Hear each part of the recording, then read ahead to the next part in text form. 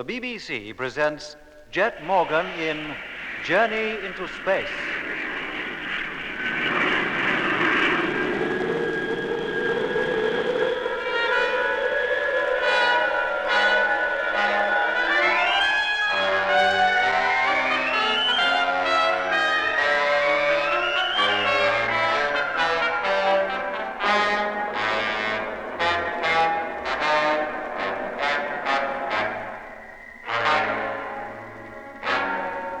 Landing for the second time, freighter number 2, carrying a load of supplies transferred from the rest of the fleet, crashed some 400 miles from the polar base. When Jet, Mitch, Lemmy, and I arrived at the scene of the wreck, it was to find that an unidentified craft had got there before us and carried off the crew. Then Frank Rogers, who'd been inside the disabled ship when the strange craft visited her for the second time, said that a fleeting glimpse he'd had of the crew showed that they were human in shape. The ship then made off across the great Argyre Desert with our land fleet in pursuit. 2 days later, when the desert waste had been almost crossed, the motor of the tractor in which Mitch and I were traveling showed signs of trouble, and we had to stop. But Jet, eager to know what lay beyond the rise 2 miles in front of us, decided to continue at least that far. Hello, Lemmy. Can you see me? Of course I can. How could I miss you? Good. Then here I go. Now remember, just to the top and no further. The sun's already low in the sky. And look at the color of it. A deep orange. The sun, a deep orange. You said that once before. How could I? Until a few minutes ago, it was its normal color. A long time ago, I mean. Or was it so long ago? Nearly at the top. I've made it. Good heavens. What is it, Jet? What can you see, mate? Lemmy, the other side of this hill leads down into a valley, a great wide valley. It stretches from west to east as far as the eye can see, and it's full of plants like giant rhubarb. Rhubarb yet? Any custard trees growing with them? This must be one of the canals. Then you better come on back here before a barge horse comes along and tramples you to death. It must be at least 15 miles wide and... Yes, there it is. It's there, exactly as I saw it in my dream. What is? What was in your dream? The dream I had when Mitch and I got lost in the fog. When you dreamed about seeing a city, you mean? Yes, Lemmy, and it's here. What, the city? Yes, identical in every detail. Jet, are you sure you're not dreaming again? No, Lemmy, it's there, I tell you. Even to the plants growing on the rooftops of the houses. Then if there are houses, there must be people, or were passes for people on this planet. Now, come on back, Jet, before anybody sees you. Oh, just a few more minutes, Lemmy. I must take in all I can. Look, mate, in a few more minutes, the sun will be setting. Now, are you coming back, Jet, or do I have to come out there and drag you in? All right, Lemmy, I'm coming. I should think so and all. Now, let's get back to Mitch and Doc, or we won't make it before dark. I tell you, Doc, I saw it exactly as it was in my dream. And I knew I'd see it the moment I stepped outside and began to walk up that hill. Did you see any sign of life, Jet? No, Doc, only the curious red and blue plants. Do you think that city or whatever it is has any connection with the ship we've been following? Well, it certainly led us here, but it might have passed right over and gone beyond it. Oh, Jet, why didn't you ask Lemmy to call us up on the radio? We could have come up there and seen the canal, too. With your motor out of action? Well, we could have walked. It wouldn't have been more than 3 miles. You'd never have made it, Mitch. Not there and back by sunset. Now, how soon before your motor will be in full working order again, Mitch? Oh, a couple of hours, I should think. Fortunately, I can get at the trouble from inside, so I can keep working even though it's dark. She should be right in the morning. Good. Then as soon as it's light, we'll go as far as the rise and see what the chances are of bulldozing our way through that rhubarb forest and reaching that city.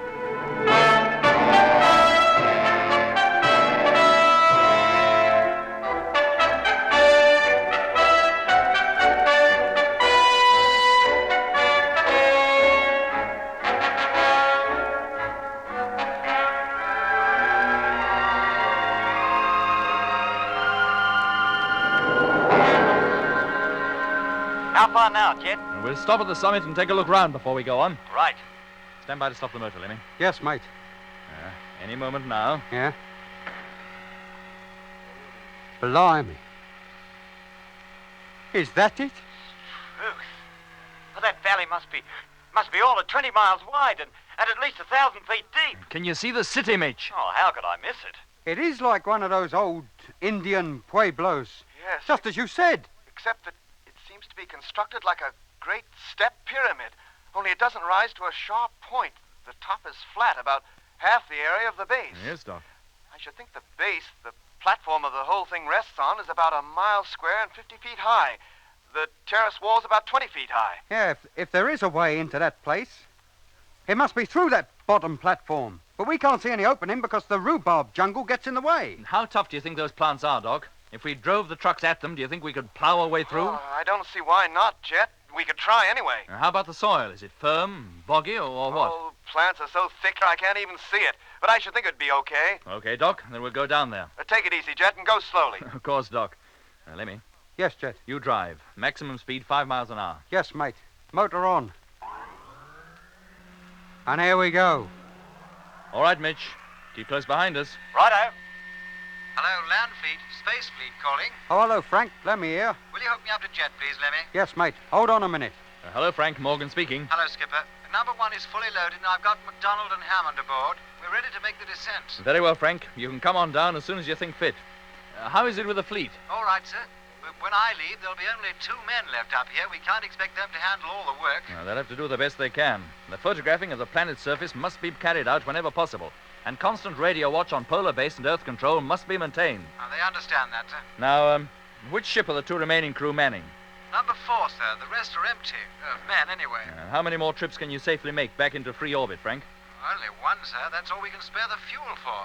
And that is if we intend to take the rest of the fleet back with us to Moon Base. That's the intention. Yes, sir. Very well, Frank. You better come down and report as soon as you've landed. Oh, and listen. Yes, Skipper? We have now crossed the Argier Desert, and our position is 40 degrees, 14 minutes longitude, and minus 30 degrees, 27 minutes latitude. At present, we're about to cross a canal. What? Yes, Frank. It runs almost directly west to east, and it's full of peculiar plants, some 6 feet high. Then it is vegetation that colors the canals. Yes, Frank, and very luxuriant it is, too, but that's not all. Oh? We're about to attempt to plow through it to investigate what appears to be a walled city situated in the middle. Are you sure it's not an odd-shaped natural rock formation or something, sir? There's nothing natural about it, Frank, I can assure you. Now, you have our position. I want you to pass over it before you land. Have one of your crew observe it and another photograph it. Now, is that clear? It certainly is, Jet. Very well, Frank. That's all for now. Thank you, sir. Hey, Jet. Yes, Lemmy? That rhubarb.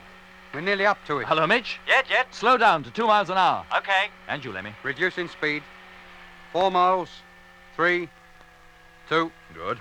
Now head straight for that jungle. Keep a steady course and plow through it if you can. Right. Nearly on it. Just a few yards now. Stand by. Here we go. Blimey. We didn't even feel it.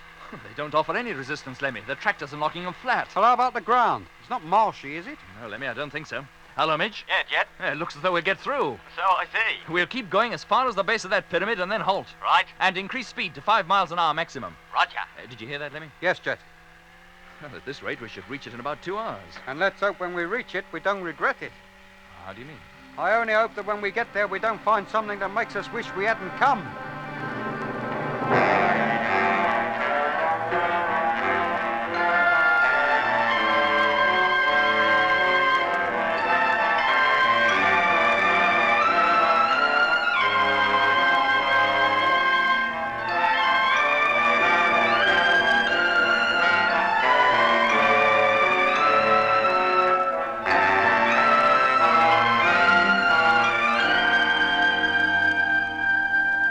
Hello, Jet. I'm outside now. Standing beside my tractor, but I can't see a thing for these darned rhubarb plants.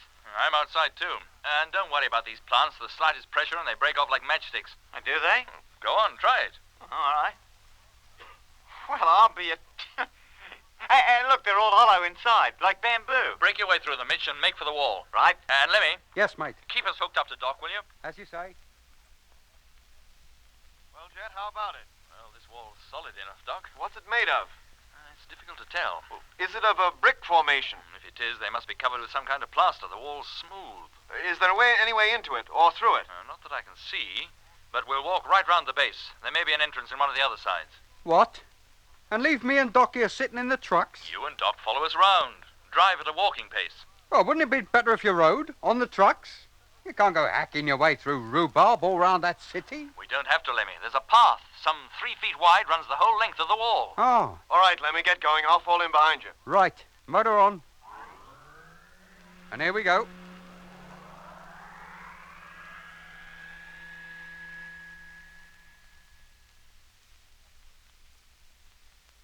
Jet. Yes, Lemmy? A thought has just occurred to me. Oh? What? I think we're wasting our time expecting to find a way in from down here. Why? Well, it stands to reason. Anybody approaching this city from the valley would have to fight their way through this jungle, and there would be paths leading through it. But there ain't a sign of a path. They must fly in. Hey, Jet, look what I found on the ground. Good heavens. You sure it's not yours? Mine's still attached to my belt. Jet, what is it? What have you found? A safety line, Doc, exactly the same pattern as we wear. Yeah, it's uncoiled, too. It must have been dropped by one of the crew of number 2, either accidentally or as a sign to us. They must be here, then. Then why don't they show themselves? I don't know, Lemmy. Perhaps they can't. We've got to find a way into this place. This wall is pretty high, Jet, and solid. There are 3 others to examine yet. Let's keep going. If there's no kind of opening to be found when we've walked right round the place, then we'll think up some way of scaling that wall. Did you hear that, Lemmy? Doc? Yes, mate. Yeah, Jet. Then recall that line, Mitch, and let's keep walking. Too right.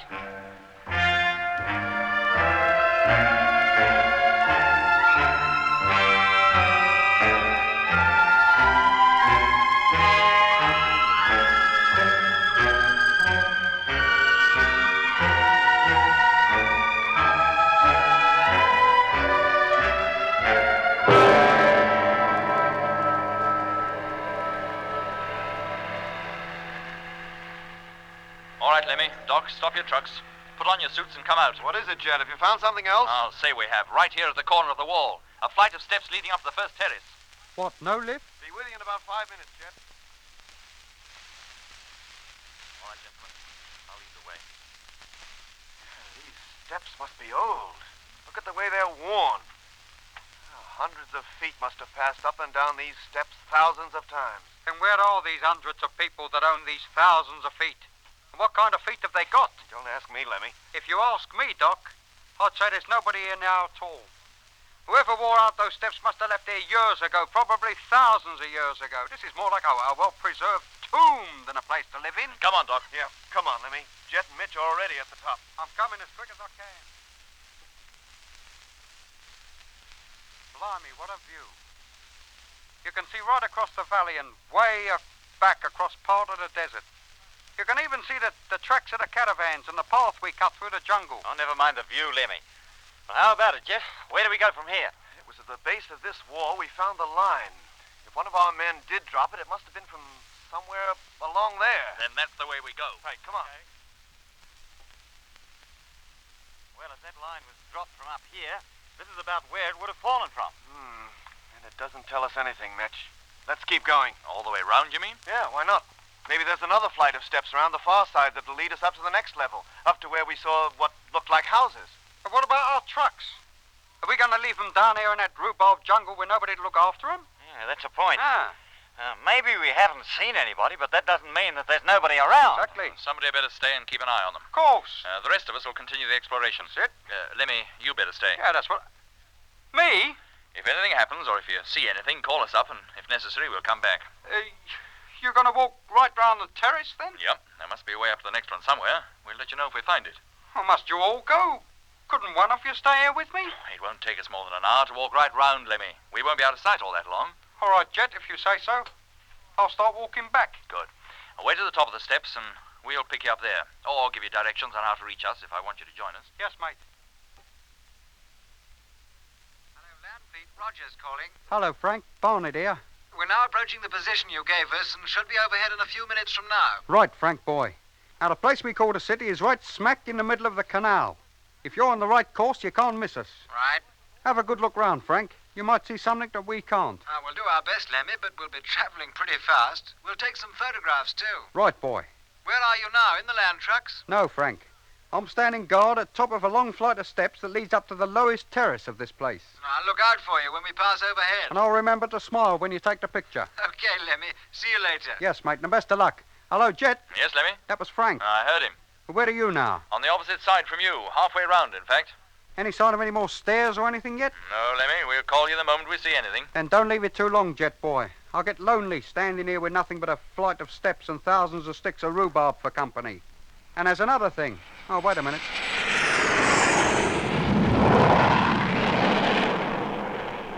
That was Frank going over. And what a racket he kicked up and all. Well, let's hope he got some good pictures. Hey. What's that? That noise. It's back again. The same noise that... Hello, Jet. Hello. Hello, Lemmy, what's wrong? Jet, it's here. That... Lemmy, do you hear me? Oh, what wouldn't I give to have 40 winks right now? Huh. I'm so tired. Lemmy, answer me. Lemmy! Oh, shut up. How can a fella sleep with you making all that noise? Lemmy, you must not go to sleep, do you hear? Of course he can sleep. There, you see. Hey. Who was that? Who was who? Said I could go to sleep. I didn't hear anybody. Lemmy, pull yourself together. He's too tired. Lie down, Lemmy. You'll feel much better. Yes, mate. That's just what I will do. I want to lie down. Hello, Lemmy. He must have fallen asleep, Doc. He doesn't answer. We've got to get back to him, Jet. Which way? It doesn't matter, Mitch. It's the same distance round, whichever way we go. Then we'll keep going in the same direction. Come on, and keep calling him. He might still be awake. Hello, Lemmy. Hello, Lemmy. Hello, Lemmy.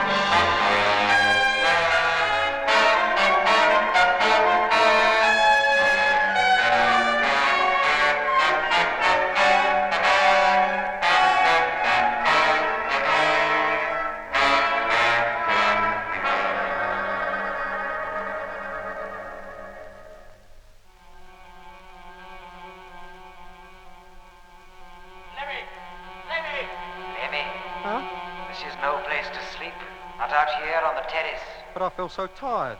And you just said I could lie down. Of course you can. But you can lie down in your own comfortable bed. Hey, Jet, didn't I hear Lemmy then? Thought I did too, Doc. Hello, Lemmy. Hello. where is this bed? That's him again. He said something about a bed. Walk along the terrace, along the inner wall. No, not that way, the other way. Lemmy. Along here? Lemmy, what's the matter with you? That's right. Oh, I'm so tired. And it seems to be getting so cold. You'll feel warmer soon. And now he says he feels cold. This is that business out on the ice all over again. Look, I don't think there's much point in our constantly calling him. Best thing we can do is to get back where we left him, and quick. All right, Doc. It sounded as though he was talking to somebody. Himself, more likely. Now let's hurry. It'll take at least 10 minutes to get back. That's far enough, Lemmy. Now, go down those steps. Where do they lead to? A place you know well. I don't know any place on this planet. Look, all I want is to get warm and to get some sleep. Then go down the steps. All right. And it's only because I'm tired. I wouldn't do a thing like this normally. On this planet, none of us is normal. What do you mean by that? All right. All right, I'm going. What are you doing to me? I'm going, I'll tell you. What's happening? Lemmy! Lemmy! Judd! Help! Lemmy, where are you?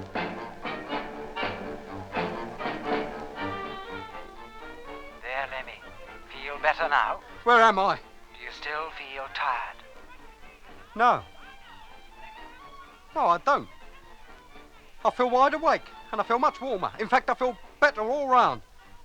But where am I? Where did all them people come from? Walk around a bit. Go on. But how can I? I'd never get through that mob. Yes, you will, Lemmy. Go on. They'll make a way for you. Head straight up the street. Turn left to the next corner. There's a shop where you can get Lokshan soup and bagels and schmaltz. Bernstein's. I thought you didn't know this place. Of course I know it. I was brought up here. This is the Sunday morning market. And further down is Sam's, where you can get the finest pickled herrings in London. Straight out of the barrel. Oh, it seems years since I tasted a nice pickled herring. Just keep walking, Lemmy. They'll make way for you. They don't even seem to notice me. Why should they? Just one in a big crowd. Did you expect them to put the flags out? Oh, there's no need to be sulky. Hey, look. Well, I'll be... Here, over there by the cosmetic stall. Somebody you know. Noah? I'll say I do. Hey, Becky! Becky! It's me, Lemmy. Becky! Oh, pardon me. I thought you were somebody else. Well, there's no need to be like that about it. I mean, anybody can make a mistake. Not the person you thought. Did you see that? The way she acted, I might as well not have been there.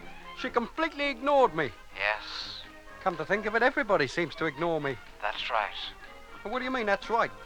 What sort of a welcome home is this? Me, just back from the other side of the sun.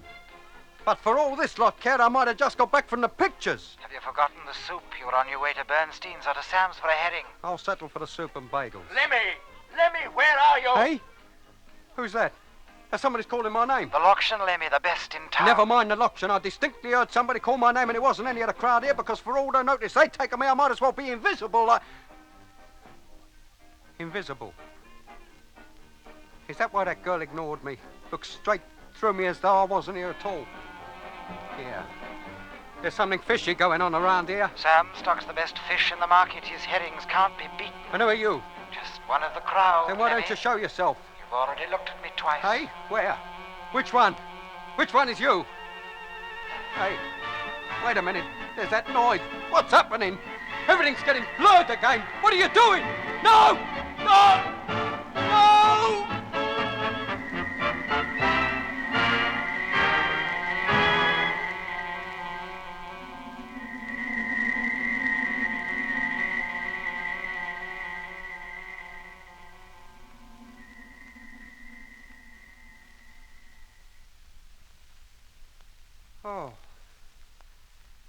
Oh. Feel better now? Yeah, that's more like it. The most comfortable bed I ever slept in. Even if it is a bit creaky. There's no place like home. No? Hey? What do you mean, home? Isn't this your home? Yeah, it is, too. That's my room, my own room. And there are my autographed pictures on the wall. Neville Duke, Charlie Chaplin, and my Uncle Solly on the stage with best wishes. Which day is it? Sunday. I always go over the lane on Sundays. Here, what's the time? Must be getting late. Sun is high in the sky. Oh, blimey, and I promised Mr. Bernstein I'd give him a hand in his delicatessen at 9 o'clock. Why didn't somebody wake me? Hey, Mama! Wakey, wakey! Yeah. Listen, it must be 1:15. That's the Billy Cotton Band show starting up. On Mr. Van Berg's radio. It's always the same on Sundays. You can't hear yourself speak down here for the noise going on up there. Why can't he turn that thing down? Hey, Mama! She's out, Lemmy. Hey? Gone out looking for a bargain for you in Greatsal's, the tailor. Oh, not that suit in the window, the one with the pinstripes. She was saying it was a wonderful piece of material. At a wonderful price and all. I've told her before. Greatsil charges too much. I'll have to go down there and stop her wasting her money. Hadn't you better dress first? Hey? Well, what's this I got on there? Then my birthday suit? Take off your helmet. How can you talk to her, or to Sam, or Solly, or anyone else? Well, I'm talking to you and I. Even though I can't see you. And you can see everybody else, but not talk to them, nor they to you, unless... Unless what? Take off your helmet. But I can't take it off. The atmosphere down here on Earth contains too much oxygen. One whiff of it would kill me. The people in the marketplace seem lively enough. Of course they are. They're used to it. You can get used to it. Just lift your helmet for a second. Try it. No. Orders are that helmets are to remain fixed at all times, except when within the pressurized cabins. Orders are that you remove your helmet. And orders must be obeyed without question at all times. What was that? Yeah. Who do you think you're giving orders to? And who gave you permission to come in here, in my room, and give orders to anybody? Take off your helmet. I won't take it off. Take it off when I tell you. My life, did you ever see such a boy talking back to his mama yet? But I don't want to take it off, Mama. This room isn't pressurized. Pressurize. I'll pressurize you if you don't do as you're told. Your papa's waiting down at Greatsal's for you to try that suit on. Now, do me a favor. Are you coming, or do I go and get him? What is going on in here? A riot? How can I hear the program with all that shouting going on? Now you're disturbing the upstairs tenants, Mama. Mr. Van Berg can't hear his radio. With a radio like he's got, who would want to hear it? But it's a good radio, Ma. It's so good he couldn't even get it wholesale. Then more fool him for buying it. Now, do you take that helmet off and come on down to Greatsal's, or do I take it off for you? No, Mama, I can't come yet. I've had no breakfast. And you think to eat it with a fishbowl over your head? No, don't. No, Mama, if you take it off, I'll suffocate. A Martian can't breathe the Earth's atmosphere. Let go. Take your hand away. No. Don't take it off. You don't know what you're doing. What are you trying to do? Murder the boy? You get back upstairs and mind your own business. Don't let her take it off, Mr. Van Berg. She doesn't know what she's doing. Take your hand away, do you hear? Let me be a good boy and do what your mama asks. No, I can't. You don't understand. Oh, she's undone the hook. Mama, please. I always said a spacesuit was not a good thing for a boy. Such ideas it gives them. You should have bought him a good book. Well, don't stand there. Help me get it off. Yes, Mrs. Barnet. I'll hold his arms and you unfix the head. Let go of me. Please, Mama, let go. Now, Lemmy, that's no way to talk to your elders. There, it's coming. Hold him a little longer. No! I shall die! I shall die! Quiet, Lemmy.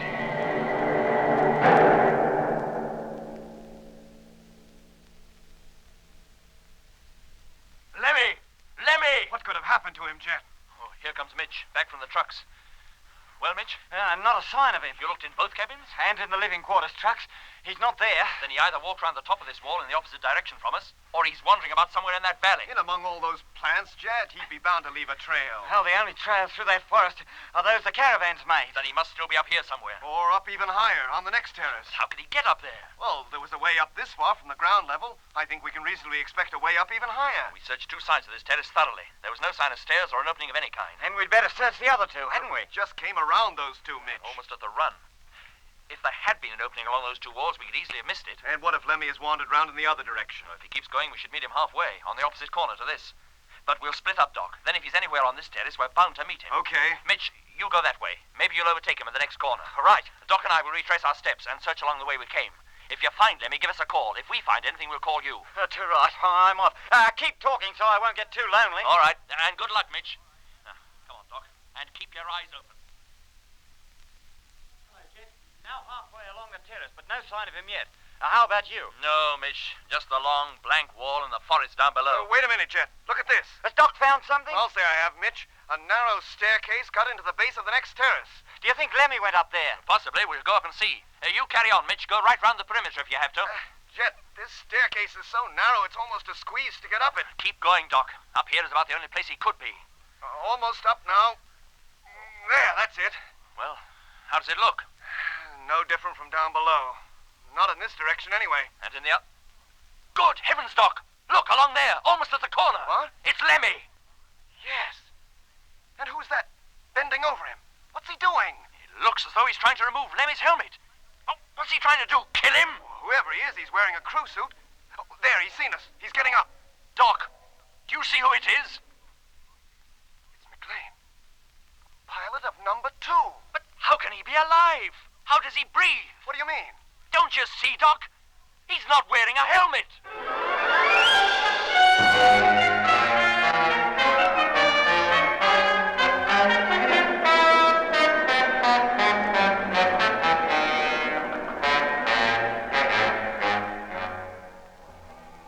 In episode 13 of Journey into Space, you heard Andrew Foulds as Jet Morgan, David Kossoff as Lemmy, Guy Kingsley Pointer as Doc, Bruce Beebe as Mitch, and with David Jacobs and Miriam Karlin. The orchestra was conducted by Van Phillips, who also composed the music.